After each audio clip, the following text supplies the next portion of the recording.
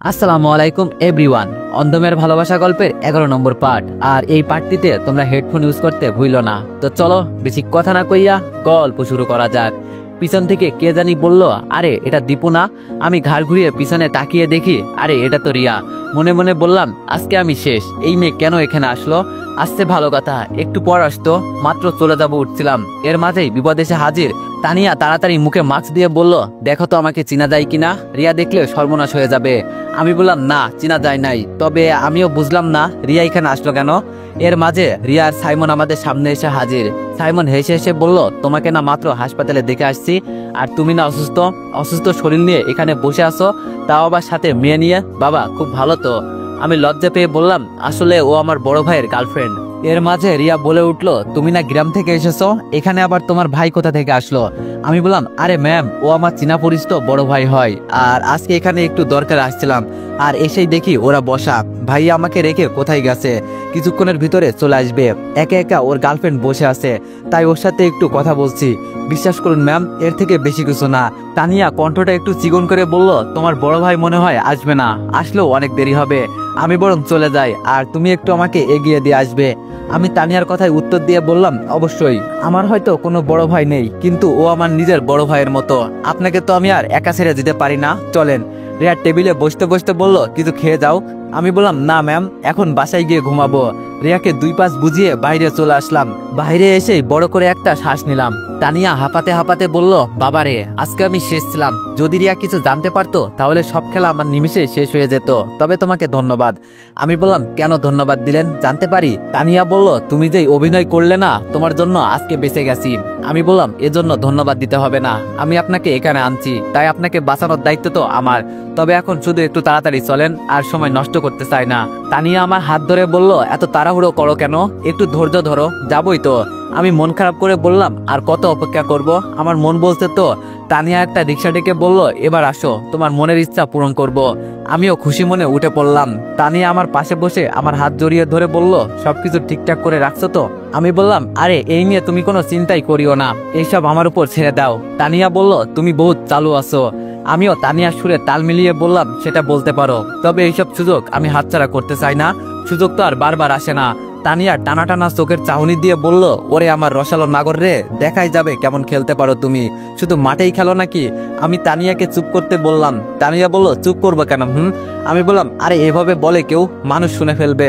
আচ্ছা তানিয়া, তোমাকে আমি একটা কথা বলতে পারি? তানিয়া বলল, বলো, কি বলবে? এই বলে তানিয়া আমার দিকে তাকালো। আমি বললাম, কথাটা হচ্ছে, তুমি কি আগে কারোর সাথে প্রেম করতে?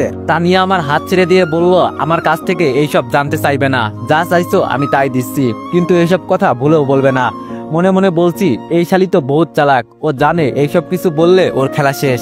আগে ওকে আমার নিয়ন্ত্রণে আনতে হবে, পরে সব তথ্য বের করে ভিডিও করতে হবে। ছোট্ট একটা অ্যাড চলবে, তোমরা চাইলে স্কিপ করতে পারো। ওয়ানএক্স হচ্ছে সবচেয়ে বিশ্বস্ত বুকমেকার, যা পিএইচডি এবং সিরিয়া অ্যাপের অফিসিয়াল পার্টনার। এই অ্যাপসে আপনি cricket, football, tennis live match দেখতে এবং তাদের স্কোর ভবিষ্যৎবাণী করে সহজেই অর্থ উপার্জন করতে পারবেন। সেই সাথে বিএমডব্লিউ গাড়ি, আইফোন, ল্যাপটপ এবং আরো অনেক নগদ পুরস্কার জেতারও সুযোগ রয়েছে। এই অ্যাপটিতে আপনি crush crystal, under and over 21 ইত্যাদি গেম খেলে সহজেই আয় করতে পারবেন। আপনি বিকাশ, নগদ, রকেট ব্যাংক, ক্রিপ্টো, পেপল এবং অন্যান্য সহজ পদ্ধতির মাধ্যমে সহজেই আপনার জেতা টাকা তুলতে পারবেন। এখানে আপনি 24 ঘন্টায় 7 দিন গ্রাহক সহায়তা পাবেন। তাই এখনই পিন কমেন্টের লিঙ্ক ব্যবহার করে রেজিস্ট্রেশন করুন, অথবা গুগলে ওয়ানএক্স সার্চ লিখে রেজিস্ট্রেশন করুন। আর হ্যাঁ, রেজিস্ট্রেশনের সময় আমার প্রোমো কোড VODO7 ব্যবহার করে প্রথমবার ডিপোজিটে 20,000 টাকা পর্যন্ত পান। দেখতে দেখতে আমরা ভিআইপি একটা হোটেলের সামনে চলে আসলাম। ভিতরে যেতে যেতে তানিয়া আমার দিকে তাকিয়ে ঠোঁট কামড়ে বলল, আমার কেমন কেমন জানি লাগছে। আমি ওর কথায় জবাব দিয়ে বললাম, আগে ভিতরে যাই, পরে দেখবে খুব ভালো লাগবে। ভিতরে গিয়ে দেখি 2 জন হোটেল বয় বসে আছে। আমি একজনকে উদ্দেশ্য করে বললাম, ভাই এখানে খালি রুম পাওয়া যাবে? ছেলেটা আমার দিকে তাকিয়ে আমাকে উদ্দেশ্য করে বলল, আরে স্যার, আমরা তো আপনাদের অপেক্ষায় বসে থাকি সারাক্ষণ, কখন আপনারা আসবেন বলেন, আপনাদের কেমন রুম রাখবে, এসি না নন এসি? তানিয়া ছেলেটাকে থামিয়ে বলল, এত কথা শোনার মতো সময় আমাদের নেই, এখানে সবচেয়ে ভিআইপি যে রুমটা আছে সেটাই আমাদের লাগবে। ছেলেটা একটা চাবি তানিয়ার হাতে এগিয়ে দিয়ে বলল, জি ম্যাম, 20 নম্বর রুমটা আপনাদের জন্য। আমাদের এখানে সবচেয়ে উন্নত এই রুমটা, এখানে সব আছে, যা আপনাদের দরকার পড়বে তাই আছে, আর যদি কোনো সাহায্য লাগে বলবেন। আমি তানিয়ার দিকে তাকিয়ে বললাম, তানিয়া তুমি ভিতরে যাও, আমি আসছি, টাকার হিসাব মিটিয়ে আসি। তানিয়া হেসে বলল, এখানেও টাকা দিবে তুমি? আমি বললাম, আজকে আমার সবচেয়ে ভালো একটা খুশির দিন, তাই এই দিনে কোনো টাকার হিসাব চলবে না, তুমি ভিতরে যাও, আমি চলে আসছি। তানিয়া যেতে যেতে বলল, তাড়াতাড়ি চলে আসবে, আমি অপেক্ষা করছি। কিন্তু আমি ইশারা করে বললাম, যাও, আমি আসছি। স্যার, টাকা পয়সার বিষয় তো পরে, আগে গিয়ে রুমটা দেখে আসেন, পছন্দ হয় কিনা। হোটেল বয় কি জানি লিখতে লিখতে বলল। আমি বললাম, সে দেখা লাগবে না, যত টাকা লাগবে দিয়ে দিব, তবে তোমাদের আমাকে একটা হেল্প করতে হবে। হোটেল বয় বলল, জি স্যার, কেমন হেল্প লাগবে? আমি বললাম, আমার রুমে এখন কি হবে না হবে, আমি এইসব সবকিছুর ভিডিও ফুটেজ চাই, তাহলেই হবে। ছেলেটা আমাকে হতাশ করে বলল, স্যার, ওই রুমে গোপন ক্যামেরা আছে ঠিকই, কিন্তু আমরা সেটা ব্যবহার করি না, এটা আমাদের মালিক তা করেছে, আর কাউকে বিপদে ফেলতে চাই না আমরা। এখানে কত গার্লফ্রেন্ড বয়ফ্রেন্ড আসে, আমরা যদি চাইতাম প্রত্যেকটা ভিডিও ভাইরাল করে দিতে পারতাম, তখন আমাদের এই ব্যবসা কোথায় যেত, একবার চিন্তা করে দেখেন। আমি বললাম, আরে মামা, আমার কথাটা তো আগে শোনো, কি বলি আমি, তোমাদের মালিক এখানে আছে? হোটেল বয় বলল, না স্যার, উনি কক্সবাজারে বেড়াতে গেছেন।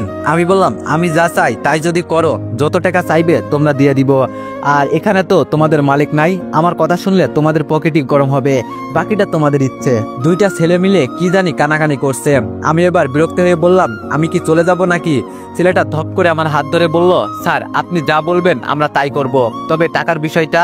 আমি একটা চেক বের করে 2 লাখ টাকা লিখে দিলাম, দিয়ে প্রশ্ন করলাম, হবে নাকি আরো লাগবে? দুজনেই খুশি হয়ে বলল, স্যার, আপনি আজকে আমাদের বস, বলেন কি করতে পারি, আপনি যা বলবেন আমরা তাই করব, মনে করবেন এই হোটেল আজকের জন্য আপনার। আমি একটা হাসি দিয়ে বললাম, কিছুই লাগবে না, তবে আমার ভিডিও চাই, এটুকু হলেই হবে। হোটেল বয় বলল, হয়ে যাবে, আপনি যান আর গিয়ে কাজ শুরু করেন। আমি বললাম, সে তো যাবই, তবে মেয়েটার কাছ থেকে আমি কিছু উত্তর জানতে চাইছি, সেটা জেনেই চলে যাব, তবে ওর সাথে তোমরা দুইজন শারীরিক সম্পর্ক করতে পারবে। এইবার দুইটা ছেলে চোখ টেরা হয়ে গেল, দুজনেই বড় বড় চোখ করে আমার দিকে তাকিয়ে আছে আমার এই কথাটা শুনে। আমি বললাম, কি হলো, এভাবে তাকিয়ে আছো কেন, আমি কি বলছি শুনছো না? হোটেল বয় বলল, স্যার, কি বলছেন এইসব? আমি বললাম, যা বলছি তাই, এখন বলো আমার কথাই কি তোমরা দুইজন রাজি কিনা? একটা ছেলে এসে তো আমাকে জড়িয়ে ধরে বলল, স্যার, আপনি মহান, কি বলে আপনাকে ধন্যবাদ দিব ভাষা খুঁজে পাচ্ছি না, আমরা তো এরকমই কাউকে চাই, জানেন, এখানে শুধু আমরা দাঁড়িয়ে থাকি আর সবাই এসে এনজয় করে, আমাদের খোঁজ খবর কেউই রাখে না। আমি বললাম, দেখো, আমার এমনি দেরি হয়ে যাচ্ছে, আমি যখন হাতে ইশারা করব তখন রুমে চলে আসবে, কেমন? আর এখানে এসে এই দিকটা আমি সামলে নিব, এখন আসি। এই বলে চলে যাচ্ছি। পিছন থেকে একটা ছেলে ডেকে বলল, কোনো কিছু দরকার হলে শুধু একবার কল করবেন। আমি হাসতে হাসতে সামনের দিকে যাচ্ছি আর চিন্তা করছি, টাকা থাকলে কি না করা যায়। হ্যাঁ, আসলে দুনিয়াটাই টাকার পাগল। খুঁজতে খুঁজতে 20 নম্বর রুমে গিয়ে দরজায় টোকা দিলাম। ভিতর থেকে তানিয়া আওয়াজ করলো, কে? আমি বললাম, তানিয়া, আমি। তানিয়া দরজা খুলে আমাকে ভিতরে নিয়ে দরজা বন্ধ করে দিল আর ধপ করে আমাকে জড়িয়ে ধরলো। তানিয়াকে ছাড়িয়ে তাকিয়ে দেখি তানিয়া অর্ধনগ্ন হয়ে গেছে, ফ্লোরের ওপর সবুজ শাড়িটা পরে আছে। এটা দেখে আমি তাড়াতাড়ি বললাম, কি করছো তুমি, তাড়াতাড়ি কাপড় পরে নাও। তানিয়া আমার কাছে এসে চোখ টিপ দিয়ে বলল, সেই তো বললে তোমার নাকি আর সহ্য হচ্ছে না, তাই আমি একটু সহজ করে দিলাম, এখন আসো। আমি দূরে সরে গিয়ে বললাম, আসো মানে কি বলতে চাইছো তুমি? তানিয়া বলল, লজ্জা পাও কেন? যেই না তানিয়া আমাকে জড়িয়ে ধরতে আসবে আমি বললাম, দাঁড়াও দাঁড়াও, এত তাড়াহুড়ো করো না। বিছানা থেকে একটা চাদর এনে তানিয়ার উপর দিয়ে বললাম, বিছানায় বসো, তোমার সাথে আমার কিছু কথা আছে, পরে না হয়। তানিয়া বলল, সময় কিন্তু তোমারই লস হবে, মনে রেখো আমি শুধু আজকের দিনের জন্য তোমার।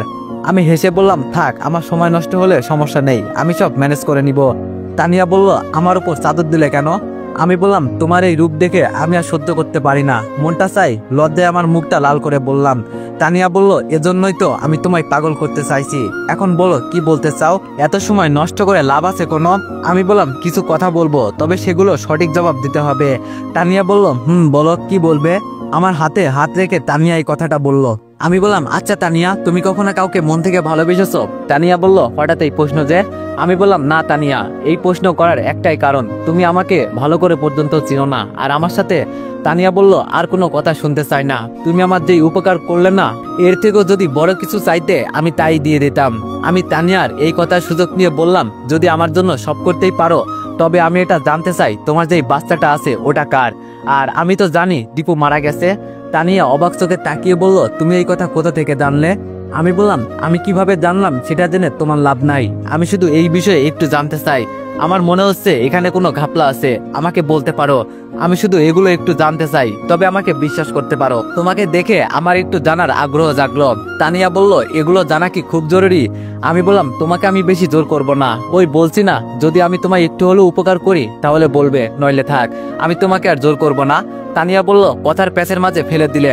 আচ্ছা বলো, কি জানতে চাও? আমি আজকে তোমাকে সব বলবো, তবে আমাকে কথা দাও এইসব কাউকে বলবে না। আমি বললাম, ওমা, আমি আবার কাকে বলবো? আর বলেই বা আমার লাভ কি? আমি তোমার পরিবারের কিছু বলো, কেউ কি আমাকে কিছু জিজ্ঞেস করবে বলো? না তোমায় চিনি না জানি। তানিয়া একটু ভয় পেয়ে বলল, তাও আমার একটু ভয় লাগে। আমি এবার একটু রাগ করে বললাম, থাক তাহলে বলতে হবে না। তানিয়া বলল, এই বাচ্চাটা দীপুর না। আমি জানতাম এই বাচ্চাটা আমার না, তবে ক্যামেরায় রেকর্ড করার জন্য এইসব করছি। এভাবে বললে তো আর কেউ বিশ্বাস করবে না, প্রমাণ সহ সব দেখাবো। আমি তানিয়ার কথার মাঝে বলে উঠলাম, তাহলে এই বাচ্চাটা কার? তানিয়া বলল, আমার বয়ফ্রেন্ডের। আমি বললাম, ও তাহলে তুমি এই বাচ্চার পরিচয় দিচ্ছ কেন দীপুকে বাবা বলে? মাথায় কিছু আসছে না। আর তুমি বা তোমার বয়ফ্রেন্ডের কাছে যাও না কেন? তানিয়া বলল, যাবো তো, তবে এখানে একটা কাহিনী আছে। আমি একটু চুপ করে আবার বললাম, কি কাহিনী বলো শুনি। তানিয়া বলল, আমি শুধু দীপুদের বাসায় আছি ওদের সম্পত্তির জন্য। ওদের বাসাটা আমার নামে লিখে দিলেই ওদের বিদায় করে আমি সুখে শান্তিতে সংসার করব। আমি বললাম, আচ্ছা দীপুর সাথে কি তোমার কোনো সম্পর্ক ছিল? এই যেমন। তানিয়া বলল, আরে ও তো একটা বলদ, ওর সাথে শুধু সম্পর্ক ছিল বলতে পারো, তবে ওকে শুধু আমি টাকার জন্য ব্যবহার করছি। আমি বললাম, সবটা না হয় বুঝলাম, তবে এখনো ওর বাসায় আছো কেন? মানুষ এগুলো জানলে কি বলবে? তানিয়া বলল, আরে কে জানবে? আমি কাউকে বললে তো জানবে। আর দীপু মরে গিয়ে বেশ ভালোই হয়েছে, ওই শালা সব জানতো। এখন সব খেলা খতম, আর আমি জিতে গেছি। আমি তানিয়ার থেকে হাত ছাড়িয়ে বললাম, জানো তানিয়া, কাউকে ঠকিয়ে সুখী হওয়া যায় না, যত চেষ্টাই করো না কেন তুমি। এখন হয়তো তুমি সুখে থাকবে, কিন্তু 2 দিন পর যখন তোমার কাছে টাকা থাকবে না। তানিয়া এবার বিছানা থেকে উঠে শরীর থেকে চাদর ফেলে দিয়ে বলল, এখানে কি এনজয় করতে এসেছো নাকি এইসব বলে আমার মন খারাপ করতে চাও? আমি বললাম, সরি তানিয়া, আমি তোমার মন খারাপ করতে চাই না, তবে এখন যদি তুমি দীপুকে সামনে দেখতে পাও তাহলে কি করবে? তানিয়া আমার কথা শুনে হাসতে হাসতে বলল, দীপু আবার আমার সামনে আসবে? তুমি বলবে আর আমি বিশ্বাস করে নিব যে মারা গেছে, সে কিভাবে ফিরে আসবে? আমি বললাম, যদিও ফিরে আসে তবে কি করবে তুমি? তখন তো তোমার বাঁচার মতো কোনো রাস্তা থাকবে না। তানিয়া বলল, কি আর করব, মেরে ফেলবো। আমি বললাম, ও তাই নাকি? টাকার নেশায় তো অন্ধ হয়ে গেছো তুমি দেখছি। তানিয়া আর কোনো কথা বললো না, গা থেকে সমস্ত কাপড় খুলে ফেললো। আর হঠাৎ করেই তানিয়া আমার উপর ঝাঁপিয়ে পড়লো। আমিও শরীরের ওজন সহ্য করতে না পেরে ওকে নিয়ে বিছানার উপর হুমড়ি খেয়ে পড়ে গেলাম। তানিয়া আমাকে কাছে টানছে, আমি খুব চেষ্টা করছি নিজেকে ছাড়াতে, কিন্তু পারছি না। আমার মনে হলো এখনই সময়, এখন যদি তানিয়ার কাছ থেকে ছাড়া না পাই তাহলে আর জীবনেও বোধহয় আমি আর এই বিপদ থেকে উদ্ধার হতে পারবো না। এক ঠেলায় তানিয়াকে সরিয়ে দিয়ে দাঁড়িয়ে পড়লাম। তানিয়া শোয়া থাকা অবস্থায় আমার দিকে তাকিয়ে আছে। রেগে বললাম, কাপড়টা পরে নেন, এভাবে আর কতক্ষণ থাকবেন? তানিয়া শোয়া থেকে উঠে আমাকে জড়িয়ে ধরে বলল, তুমি এমন করছো কেন? আমি তো তোমাকে কিছুক্ষণ সুখ দেওয়ার জন্যই এমন করছি, আর তুমি? ঠাস ঠাস করে তানিয়ার গালে চর বসিয়ে দিয়ে বললাম, এখনো সময় আছে, কাপড় পরে নে, এভাবে আর কতক্ষণ থাকবি? তানিয়া ভয়ে ভয়ে আমার দিকে তাকিয়ে বলল, কিন্তু। এবার আমি বেশ রেগেই বললাম, তুই কাপড় পরবি নাকি আমাকে অন্য ব্যবস্থা করতে হবে? ভয়ে ভয়ে তানিয়া কোন রকম শাড়িটা গায়ে পেঁচিয়ে নিল। আমার দিকে বড় বড় চোখে তাকিয়ে তানিয়া প্রশ্ন করলো, তুমি এমন করছো কেন? আর হঠাৎ করে তোমার কি হয়েছে? আমি হাসতে হাসতে বললাম, আমি কে, আমার পরিচয় কি, এসব না জেনে আমার সাথে বেডরুম শেয়ার করতে চলে এলি? ছি, একটু কি তোর ভিতরে লজ্জা শরম নাই তানিয়া? টাকাই কি তোর কাছে সবকিছু? তানিয়া এবার ভয়ে ভয়ে দরজার কাছে চলে যেতে চাইছে। আমি সরাসরি বললাম, এখান থেকে যদি এক পাও বের হইস তাহলে এখান থেকে আর তুই জীবন্ত ফিরতে পারবি না। যদিও যাস তবে সেটা তোর লাশ, তাই বলছি এখানে চুপচাপ দাঁড়িয়ে থেকে আমার কথা শোন। আর যদি মনে করিস আমি মিথ্যা বলছি তাহলে একবার বাইরে যা, দেখ বেঁচে ফিরতে পারিস কিনা। তানিয়া এবার ভয়ে ভয়ে কাঁপতে কাঁপতে আমার সামনে এসে বলল, সত্যি করে বলো তো তুমি কে? আমি হাসতে হাসতে বললাম, আমি কে তা অবশ্যই বলবো, তবে এখন আমাদের মাঝে যেই সব কথা হয়েছে তার সব ভিডিও হয়ে গেছে। খুব চালাক তো ছিলি এখন। এবার তানিয়া অসহায় দৃষ্টিতে আমার দিকে তাকিয়ে বলল, আমার ক্ষতি করে তোমার লাভ আছে? একবার চিন্তা করে দেখো, আমি তোমার সুখ দেওয়ার জন্যই শরীর বিলিয়ে দিতে চাইছিলাম, আর তুমি আমার সাথে এমন ব্যবহার করছো। আমি এবার দাঁড়ানো থেকে বিছানায় গিয়ে বসে তানিয়াকে বললাম, আয় এখানে বস। তানিয়া ভয়ে ভয়ে আমার পাশে এসে বসলো। এখন আমাদের মাঝে নীরবতা চলছে, আমিও কোনো কথা বলছি না, তানিয়াও কোনো কথা বলছে না, চুপচাপ বসে আছে। নীরবতা ভেঙে আমি বললাম, দীপুর কথা এখনো মনে পড়ে তোমার তানিয়া? তানিয়া আমার দিকে তাকিয়ে বলল, যে মারা গেছে তাকে মনে করে কি লাভ? আমি হেসে দিয়ে বললাম, ও আমি মারা গেছি নাকি, আর আমি নিজেই তা জানি না, এটা কিভাবে সম্ভব। এবার তানিয়া বসা থেকে উঠে পড়লো, আমার দিকে ভালো করে তাকিয়ে চেনার চেষ্টা করছে আমি কে।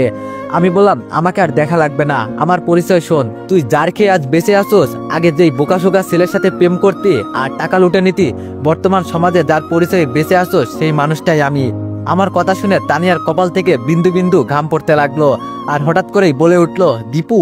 আমি বললাম, এই তো চিনে ফেলছোস। তানিয়া এবার এক কোনায় গিয়ে চুপটি করে দাঁড়িয়ে পড়লো, কোনো কথা বলছে না, শুধু আমার দিকে তাকিয়ে আছে। আমি ওর কাছে গিয়ে বললাম, কি ম্যাডাম, আমার সাথে কথা বলবেন না? তানিয়া বলল, তুমি আজও বেঁচে আছো, আমার তো বিশ্বাসই হচ্ছে না। আমি বললাম, তুই বিশ্বাস করলে আর না করলেই বা আমার কি, এতে আমার কিছু যায় আসে না, তবে তোর কোলে যেই সন্তান সেটা নাকি আমার। তানিয়া ভয়ে কান্না করে দিয়ে বলল, আমাকে মাফ করে দাও, আমার ভুল হয়ে গেছে। আমি বললাম, আরে আরে কান্না করিস না, আমি তোকে মারবো না, তবে আমার সাথে কেন বেইমানি করলি আমি শুধু এটাই জানতে চাই। কিন্তু তানিয়ার মুখে কোনো কথা নাই, শুধু চুপ করে দাঁড়িয়ে কান্না করছে। আমি এবার ওর কাছ থেকে সরে গিয়ে বললাম, এখন আমার কাছে সব প্রমাণ আছে, এই বাচ্চা আমার কিনা, তাই আমি ভালোভাবে বলছি, আমাদের বাসা থেকে দূরে কোথাও চলে যা, আর তোর বয়ফ্রেন্ডকে বিয়ে করে সুখে শান্তিতে সংসার কর। তানিয়া বলল, আমি অনেক বড় ভুল করে ফেলেছি, তোমার সাথে এটা আমার করা উচিত হয় নাই। আমি বললাম, বাবা, ভূতের মুখে রাম রাম, কুকুরের লেজে পা দিয়ে রাখলে কুকুরের লেজ কখনো সোজা হবে না, আজীবন না। আর তুই যদি আজীবন বলিস আমি ভালো হয়ে গেছি, সেটা আমি কখনোই বিশ্বাস করব না। তানিয়া বলল, আমি তোমাকে খুব কষ্ট দিয়ে ফেলেছি না? আচ্ছা দীপু, তোমাকে একটা কথা বলি, তুমিও তো আমাকে ভালোবাসতে না, তুমি তো রিয়াকে ভালোবাসতে, এখানে আমি বা কি অপরাধ করছি? আমার অপরাধ তো শুধু এইটুকু যে আমি আমার সন্তানকে তোমার পরিচয় দিছি, এজন্য আমাকে মাফ করে দাও। সত্যি টাকার নেশায় আমি অন্ধ হয়ে গেছি। আমি বললাম, এসব বলে আমার রাগ আর বাড়াবি না, তবে তোরে একটা সারপ্রাইজ দেওয়ার আছে। হাতে ইশারা করে বললাম, কোথায় তোমরা? একটু পর দরজার টোকার আওয়াজ শুনলাম, দরজা খুলতে খুলতে বললাম, তোমার সারপ্রাইজ চলে আসছে। দুইটা ছেলে রুমে ঢুকতেই তানিয়ার দিকে তাকিয়ে বললাম, তোর না শারীরিক সম্পর্ক করার খুব শখ, আজকে ওদের দুজন তোর কাছে রেখে গেলাম, মজা করবি আর কান্না করবি, আর এখান থেকে গিয়ে সরাসরি আমাদের বাসা ছেড়ে দূরে কোথাও চলে যাবি, একেবারে আমার দু চোখের সামনে থেকে। যদি কোনোদিন আমার সামনে পড়িস না, কি করব তখন আমি নিজেও জানি না। এই বলে যেই আমি রুম থেকে বের হব, তখনই তানিয়া আমার পায়ের কাছে পড়ে বলল, আমাকে এখানে একা রেখে যেও না, বলছি তো আমি জীবনেও আর কোনো ভুল করব না, আমার উচিত শিক্ষা হয়ে গেছে, আসলে কাউকে ঠকিয়ে কেউ ভালো থাকতে পারে না, প্লিজ আমাকে মাফ করে দাও, তোমার পায়ে ধরে বলছি, আর কিভাবে তোমার কাছে মাপ চাইবো বলো? একজন হোটেল বয় বলল, থাক স্যার, মাফ করে দেন ওকে, ভুল তো মানুষই করে। আমি ওর দিকে তাকাতেই একটু মায়া হলো, কি আর করব, যতই হোক ও আমার আগের গার্লফ্রেন্ড ছিল। আমি ওকে তুলে হোটেল বয়দের উদ্দেশ্য করে বললাম, তোমাদের এখানে ভালো কোনো মেয়ে পাওয়া যাবে? একটা ছেলে মাথা চুলকাতে চুলকাতে বলল, হঠাৎ এই কথা কেন স্যার? আমি বললাম, আমি যা বলছি সেটা বলো। হোটেল বয় বলল, আছে স্যার, আপনি বললে এখনই চলে আসবে। আমি বললাম, তোমাদের যেই দুইটা মেয়ে পছন্দ হয় নিয়ে এসে এখানে এনজয় করো, আধা ঘন্টার জন্য আমি তোমাদের বাইরে সবকিছু সামলে নিব, আর এসে আমাদের ভিডিওটা দিয়ে দিবে, আমার কাজে লাগবে। দুজনেই আমাকে জড়িয়ে ধরে বলল, অনেক অনেক ধন্যবাদ স্যার আপনাকে। আমি তানিয়াকে নিয়ে বাইরে আসতেই তানিয়া বলে উঠল, ধন্যবাদ তোমাকে। আমি বললাম, থাক, আর ধন্যবাদ দিতে হবে না, আমি না থাকলে তো আমাদের সবকিছু দখল করে নিতে। তানিয়া মাথা নিচু করে বলল, এজন্য আমি অনেক অনেক সরি, আমি এখন বুঝতে পারছি আমি কত বড় ভুল করতে চলছি। আচ্ছা ভিডিওটা ডিলিট করে দাও। আমি ভিতরে গিয়ে বসে বললাম, এত সহজে ডিলিট করব না, বলা তো যায় না, তুমি আবার নতুন করে কি করে বসে থাকো? তানিয়া বলল, বলছি তো আমি সরি, আমাকে মাফ করে দাও। আমি বললাম, মা বাবার তোমাকে আমাকে মৃত বানিয়ে শান্তিতে রাখছো বলো, সমাজে বলে বেড়াইছো আমার একটা সন্তান আছে, এখন যদি সময় আমার আসল পরিচয় জানে, সবাই তো আমার মুখে থুতু ছুঁড়ে মারবে। তানিয়া চুপচাপ বসে আছে, কোনো কথা বলছে না, এখন হয়তো সবকিছু বুঝতে পারছে সে কি করেছে। হঠাৎ করে তানিয়া বলে উঠলো, এতদিন তুমি কোথায় ছিলে? আমি বললাম, এসব জেনে তোমার কোনো লাভ আছে? এখন তোমার ব্যাপারে বলো, বিয়ে করেছো তোমার বয়ফ্রেন্ডকে? তানিয়া বলল, এখনো করি নাই, তবে খুব শীঘ্রই করব, আমাদের জন্য দোয়া করবে। আমি হাসতে হাসতে বললাম, বিয়ে করার আগে এক বাচ্চার মা, ভালো ভালো, খুব ভালো। আমাদের সমাজে তোমার মতো কিছু মেয়ে হলে আমার মনে হয় বিয়েটা উঠে যেত। কি বলো, যেখানে বিয়ে ছাড়া বাচ্চা হয় সেখানে বিয়ে করে লাভ আছে কোনো? আমি একটু শুয়েও দেখলাম না তোমাকে, আর এর ভিতরে আমি বাবা হয়ে গেলাম, বিষয়টা চিন্তা করা যায় বলো? তানিয়া কণ্ঠটা ভারী করে বলল, আমাকে অপমান করা হচ্ছে বুঝি? বলছি তো আমি সরি। আমি বললাম, কই অপমান করলাম, আসলে দোষটা তোমারও ছিল না, আমিও তো রিয়ার প্রেমে পড়েছিলাম, আমার কাছ থেকে টাকা নিয়েছো এতেও আমার আপত্তি ছিল না, তবে তোমার ভুলটা শুধু এই জায়গায়, আমাদের সম্পত্তির ওপর লোভ দিলে, এটা আমি মানতে পারলাম না। একটা বাচ্চা ফ্রিতে পেতাম তাতেও আমার কোনো সমস্যা ছিল না, কিন্তু তুমি আমাদের পথে নামানোর ব্যবস্থা করছো, এটা আমি মেনে নিতে পারলাম না। দুনিয়াটা বড় আজব জিনিস জানো দীপু, এখানে টাকা ছাড়া বাঁচা অসম্ভব, টাকা না থাকলে কেউ তোমাকে দামই দিবে না। আমি বললাম এতই যখন টাকা ছিল তো টাকা ইনকাম করতে পারো না? ও চিন্তা করো অন্যকে কিভাবে মেরে টাকা ইনকাম করা যায়। এর মাঝে দুইজন হোটেল বয় এসে বলল, স্যার আপনাকে অনেক অনেক ধন্যবাদ, আজকে যেই এনজয় করছি আপনাকে ধন্যবাদ দেওয়ার মতো কোনো ভাষা খুঁজে পাচ্ছি না। আমি চেয়ার থেকে উঠে বললাম, আমাকে এত ধন্যবাদ দিতে হবে না, তার আগে আমাকে ভিডিওটা দিয়ে দাও, আমি চলে যাই। এর মাঝে তানিয়া বলে উঠলো, ভিডিওটা কি তোমার খুব দরকার? বলছি তো আমার ভুল হয়ে গেছে, আমাকে মাফ করে দাও। আমি বললাম, রাস্তার কুকুরকে বিশ্বাস করা যায় কিন্তু তোমাকে না। তানিয়া চোখ লাল করে বলল, নিজের কবর নিজেই খোঁড়া শুরু করলি দেখছি। বলছি তো দীপু আমার সামনে আসলে মেরে ফেলবো। তানিয়া হাতে ইশারা করে বলল, এই তোরা দাঁড়িয়ে আছোস কেন, যা করার এখনই কর। তানিয়া বলতেই একজন হোটেল বয় এসে আমার কপালে বন্দুক ঠেকিয়ে বলল, আমাদের সাথে চল, নইলে কি হবে তো জানিসই।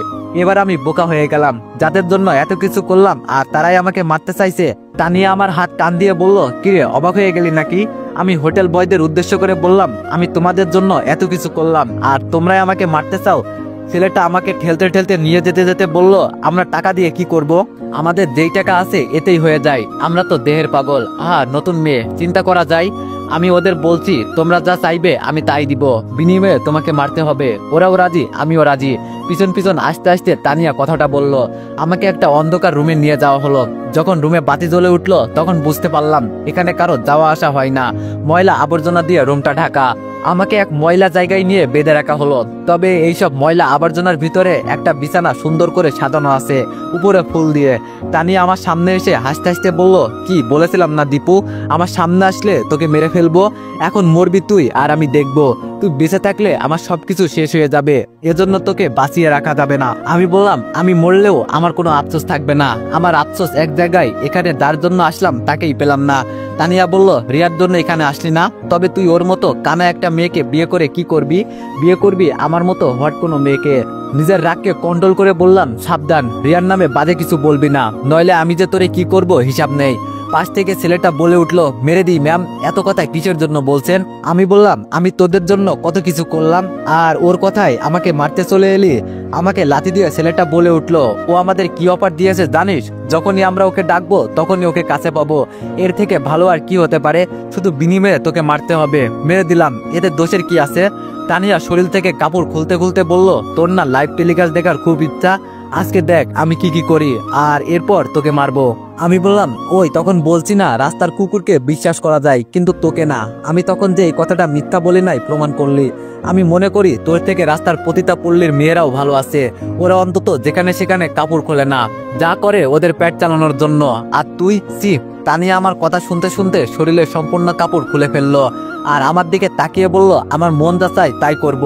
আমি মনে করছি এখন তোকে আমার মারা দরকার, পথের কাঁটা সরানো তো লাগবেই, যেভাবেই হোক। তাই ওরা যা চাইছে আমি তাই দিয়ে দিব, এতে কিছুই হবে না। তানিয়াকে নিয়ে দুইটা ছেলে বিছানায় শারীরিক সম্পর্কে মেতে উঠলো। আমি মাথা নিচু করে তাকিয়ে আছি, সবকিছু সামলে নিয়েছিলাম কিন্তু আমার ধারণা ছিল না এমন কিছু হবে। এখন এটাও মনে হচ্ছে এখান থেকে আর বেঁচে ফিরতে পারবো না। তবে আমার এখানে একটা খটকা লাগছে, তানিয়া সব সময়টা তো আমার সাথেই ছিল, তবে ওদের সাথে কিভাবে কথা বললো সেটাই তো আমার মাথায় আসছে না। তো এভরিওয়ান, নেক্সট পার্টের জন্য অপেক্ষা করো। ধন্যবাদ।